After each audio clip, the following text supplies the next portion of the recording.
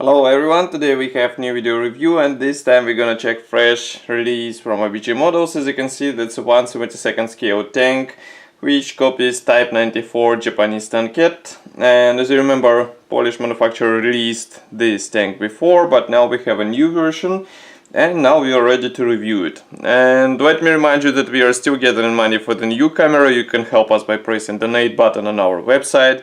It is visible on the right side, so it should be easy to do because it's done via PayPal, so it should be safe as well. As for the kit, as you can see, it comes in this nice small box because assembled model will be like this big. And here you can see comparison with my hand. We have this nice box art on the front. Then there are two other kits from the same manufacturer in this 1/72 scale. And here we have one of the marking options which are included into this kit. As far as I can guess, it's the same what we can see on the box art. Now just give me a second to open it. It's a top opening box, and as you can see there is plenty of space inside and all plastic sprues are packed into the same plastic bag. Then we have decals sheet, and also there is a PE thread and assembly manual, of course.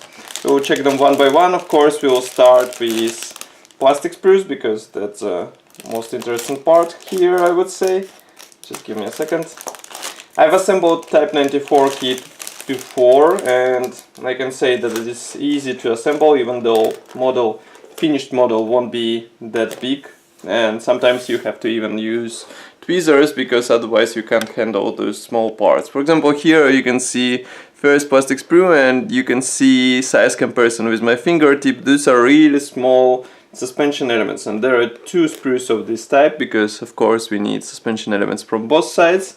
So be careful with this, do not hurry because otherwise you can get ugly result.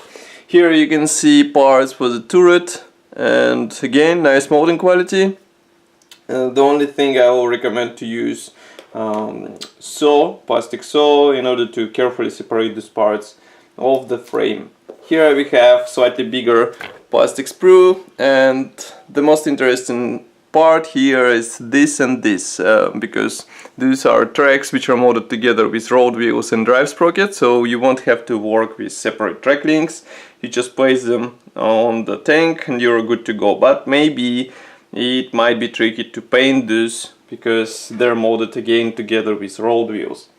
Next we have this plastic frame. As you can see here we have belly of the lower hull panel, also some suspension elements once again. Here is a separate hatch for the turret, exhaust is here, and I can even zoom in more so that you can see, for example, this shovel, exhaust, and some other Pioneer tools which can be placed or should be placed on this small tank.